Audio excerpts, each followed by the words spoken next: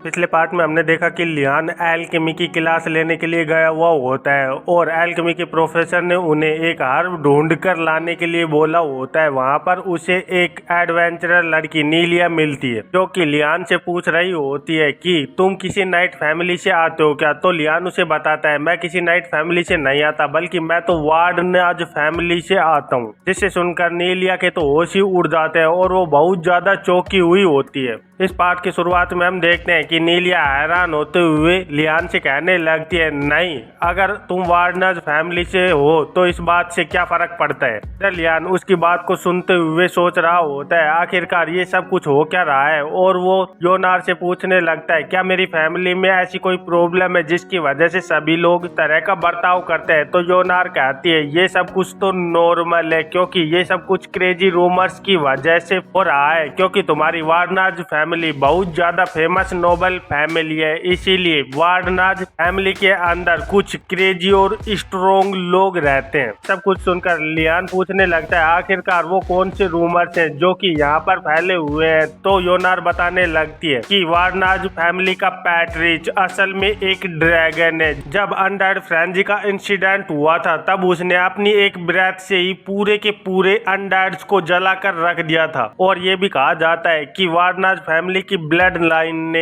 Ancient spirit के साथ contract कर रखा है जिसकी वजह से वो बहुत ज्यादा टैलेंटेड होते हैं मैजिक के अंदर। लेकिन इसी प्रोसेस के वक्त वो अपने सारे के सारे इमोशंस को खो देते हैं, इसीलिए वार्डनर फैमिली को बहुत ज्यादा मर्सीलेस कहा जाता है क्योंकि एक बार मॉन्स्टर के हमले के वक्त में एक वार्डनर मेज वहां पर अपेयर हुआ जिसकी वजह से पूरी की पूरी सिटी ही खत्म हो गई थी। सब कुछ सुनकर लियान बहुत ज्यादा शौक में होता है और कहने लगता है ये तो सच में बहुत ज्यादा क्रेजी है, ये तो ऐसा सुनाई दे रहा है जैसे कि एक मॉन्स्टर हो और वो जब भी कुछ भी होता हो तो वो सब कुछ डिस्ट्रॉय कर देता है और किसी के बारे में भी कभी भी कुछ भी नहीं सोचता। सच में ये तो बहुत ज्यादा ह्यूज इंसिडेंट हुए हैं, लेकिन वहाँ पर नेचुरली और भी तो मेज अपेयर हुए होंगे। फिर आखिरकार वार्डनर फैमिली के खिलाफ इतने ज्यादा रूमर्स क्यों फैल रहे हैं, ये तो सच में बहुत ज्यादा अनफेयर है। तो योनार लियान को समझाते हुए कहने लगती है हाँ यही बात है, इसलिए तुम्हें ज्यादा इन बातों से बोदर होने की कोई भी जरूरत नहीं है। इधर हम कीनिया को देखते हैं जो कि लियान को देखते हुए सोच रही होती है मुझे बिल्कुल भी नहीं मालूम कि ये रूमर सच है कि नहीं, लेकिन इसे देखने के बाद मैं ये बात डेफिनेटली कह सकती हूँ कि ये तो इमोशनलेस तो बिल्कुल भी नहीं है, इसीलिए मैं इसका साथ तो दे ही सकती हूँ। और फिर हम देखते हैं कि लीनिया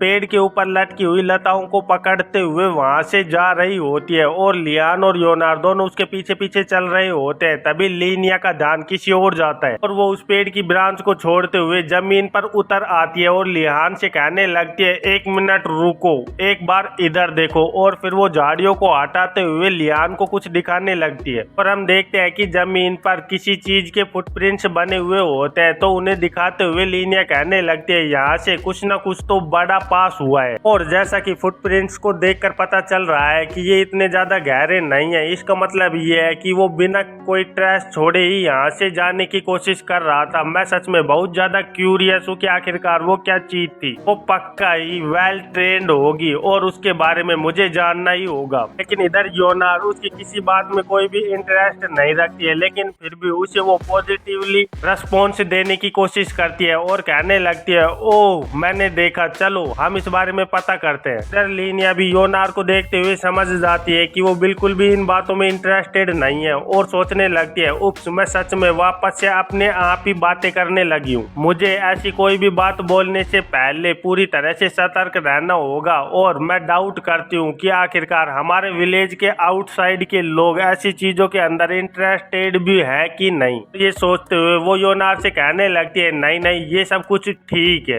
लेकिन तभी लियान लीनिया के पीछे आते हुए कहने लगता है ओ ये तो सुनने में बहुत ज्यादा इंटरेस्टिंग लग रहा है, क्या तुम्हें इसके बारे में और भी कोई इंफॉर्मेशन पता है। जिसे सुनकर लीनिया भी बहुत ज्यादा चौंक गई होती है और बहुत ज्यादा खुश भी दिख रही होती है और फिर वो लियान को बताने लगती है क्या सच में ये तुम्हारे लिए इंटरेस्टिंग है। तो लियान कहने लगता है क्यों मेरा इन चीजों के अंदर इंटरेस्ट नहीं होना चाहिए क्या। तो लीनिया थोड़ा नर्वस होते हुए कहने लगती है नहीं नहीं ऐसी कोई भी बात नहीं है क्योंकि तुम तो एक बहुत बड़ी ह्यूज फैमिली से आते हो, इसका मतलब तुम्हें इन विल्डरनेस के बारे में किसी भी जानकारी को पता करने की कोई भी जरूरत नहीं है। और फिर लिनिया वहाँ से खड़े होते हुए लियान से कहने लगती है, और अगर तुम ये सब कुछ जानना ही चाहते हो तो मैं तुम्हें ये बात बता देना चाहती हूँ कि अगर तुम ऐसी किसी भी चीज को स्पॉट करते हो तो तुम्हें तुरंत ही सावधान हो जाना चाहिए, क्योंकि ये फुटप्रिंट सिर्फ बड़े ही नहीं है बल्कि इस बात को भी गैस करना बहुत ज्यादा हार्ड है, क्योंकि इस पैलेस के अंदर कुछ भी अपेयर हो सकता है। और मैंने तो सुना है कि यहाँ पर बहुत सारे मॉन्स्टर्स घूमते हैं मैजिक एकेडमी के अंदर। तो लिनिया की बात को सुनते हुए योनार कहने लगती है, ओह इस बारे में तो मैंने भी बहुत कुछ सुना है कि एनरोगार्ड एक ऐसी जगह है जो कि पूरी तरह से माना से भरा हुआ है, इसीलिए यहाँ पर मॉन्स्टर्स का अपेयर होना ये तो एक नॉर्मल सी बात है, क्योंकि मॉन्स्टर्स माना की ओर बहुत ज्यादा खींचे हुए आते हैं। और ऑफ कोर्स यहाँ पर बहुत सारे मॉन्स्टर ऐसे भी हैं जो कि एक्सपेरिमेंट द्वारा बनाए गए हैं, और रेयर स्लाइम जो कि मैजिक पोशंस की वजह से क्रिएट हुई है, क्योंकि उन मैजिक पोशंस को यहाँ पर फेंक दिया गया था। इधर हम लियान को देखते हैं जो कि योनार की बात को सुनते हुए बहुत ज्यादा कंफ्यूज और अजीब सा मुंह बना रहा होता है और कहने लगता है, सच में ये तो सुनने में बिल्कुल भी सेफ नहीं सुनाई दे रहा है। तो योनार कहने लगती है, हमें अपने रास्ते और प्लान को बदलना होगा और इन ट्रैक्स को फॉलो करना होगा, क्योंकि इसी वजह से हम किसी भी एम्बुश के होने के चांस को बहुत ज्यादा कम कर सकते हैं। इधर लियान लिनिया के पास जाते हुए कहने लगता है, क्या तुम मुझे सिखा सकती हो कि इन सब चीजों को कैसे पढ़ा जाता है। लियान की बात को सुनते हुए लिनिया भी बहुत ज्यादा चौंक जाती है और कहने लगती है, ये बिल्कुल भी इजी नहीं है, और तुम अगर इसे सीखने की भी कोशिश करोगे तो तुम हाफ वे में ही इसे रोक दोगे। तो लियान कहने लगता है, अगर तुम मुझे सिखाओगी तो मैं पक्का ही अपना बेस्ट दूंगा और इसे पूरा का पूरा सीख कर ही रहूंगा। लियान की बात से खुश होते हुए लिनिया कहने लगती है, चलो फिर हम अभी से शुरू करते हैं और देखते हैं कि आखिरकार तुम कब तक इस चीज को करने की कोशिश करते हो। और फिर हमें दिखाया जाता है कि वो तीनों ही उस जंगल के अंदर उस हर्ब को ढूंढने के लिए घूम रहे होते हैं, और फिर उन्हें लास्ट में वो हर्ब भी मिल जाती है। उन्हें उखाड़ते हुए योनार कहने लगती है, आखिरकार हमें वो हर्ब मिल ही गई, लेकिन कितनी ज्यादा बुरी बात है कि यहाँ पर सिर्फ 2 ही हर्ब है।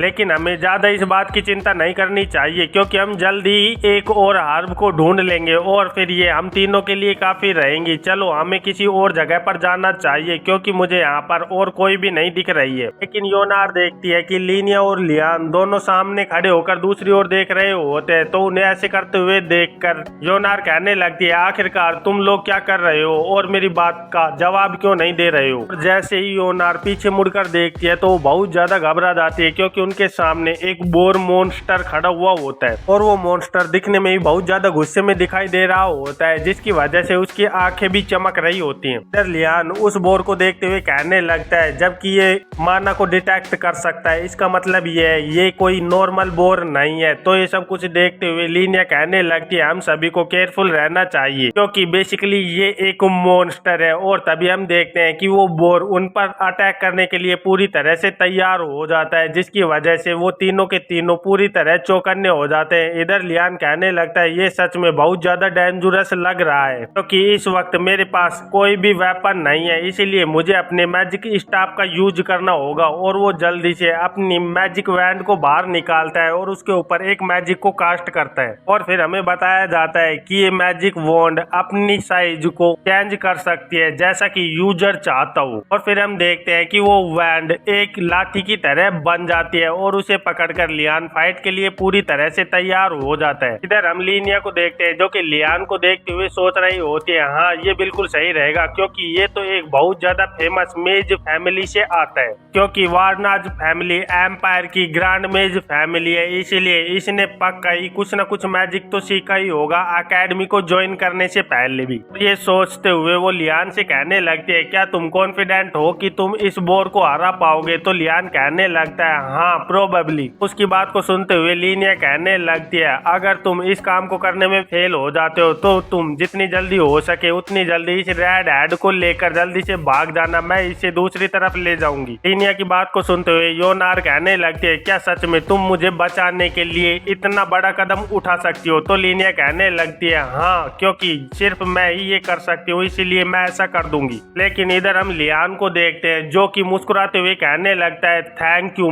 अगर ऐसा कुछ भी होता है तो मैं तुम पर काउंट करता हूँ। पर इधर हम लिनिया को देखते हैं जो कि लियान को देखते हुए सोच रही होती है, लियान वार्डनाज आखिरकार तुम किस तरह के मैजिक का यूज करने वाली वाले हो इस बोर को डिफीट करने के लिए। और फिर हमें लियान का पास्ट दिखाया जाता है। जब लियान सिर्फ 10 साल का हुआ करता था तो एल आरलोंग उसे स्वॉर्ड फाइट सिखाते हुए उसे बताने लगता है कि एक स्वॉर्ड वेपन्स का किंग होती है, इसीलिए उसे कंट्रोल करने के लिए बहुत ज्यादा मेहनत करनी पड़ती है, क्योंकि इसे कंट्रोल करने का मतलब ये है कि तुम बहुत सारे वेपन्स को कंट्रोल कर सकते हो। और जो लोग इनलाइटमेंट को गेन कर लेते हैं और अपने आप को सरपास कर देते हैं, वो लोग अपनी स्वॉर्ड के अंदर माना को इंजेक्ट कर सकते हैं और इसी लेवल को लोग ओरा कहते हैं। लेकिन एल आरलोंग ये बोलते हुए सोच रहा होता है अगर इसे इस बात का पता चला कि सिर्फ कुछ ही लोग ऐसे होते हैं जो कि इस लेवल तक पहुंच सकते हैं तो सच में ये बहुत ज्यादा डिसअपॉइंट हो जाएगा। पर इधर लियान सोच रहा होता है आखिरकार मुझे ये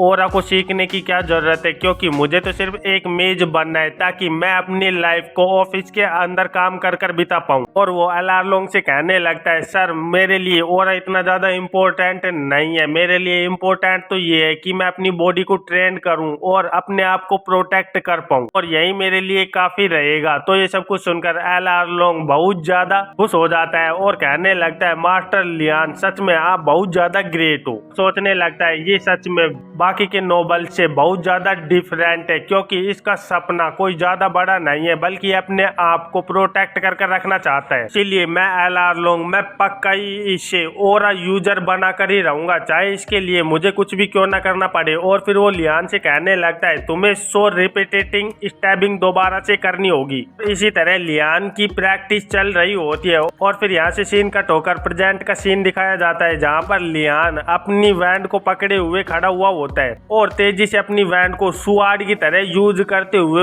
उसे बोर के मुंह के अंदर धसा देता है। इधर लियान को ऐसा करते हुए देखकर लीनिया और योनार दोनों बहुत ज्यादा चौंक गई होती है, क्योंकि लियान के एक ही वार की वजह से वो बोर बहुत ज्यादा घायल हो गया होता है और फिर कुछ ही देर में वो वहीं पर गिरकर मर जाता है, जिसे देखकर योनार और लीनिया दोनों बहुत ज्यादा चौंक गई होती हैं और कहने लगते हैं क्या इसने अपने स्टाफ से सिर्फ उसे स्टैब किया है, आखिरकार वार्नाज फैमिली का मैजिक कहाँ पे है। और इसी के साथ इस चैप्टर का अंत हो जाता है। तो फिर मिलते हैं एक नए चैप्टर में, तब तक के लिए बाय बाय।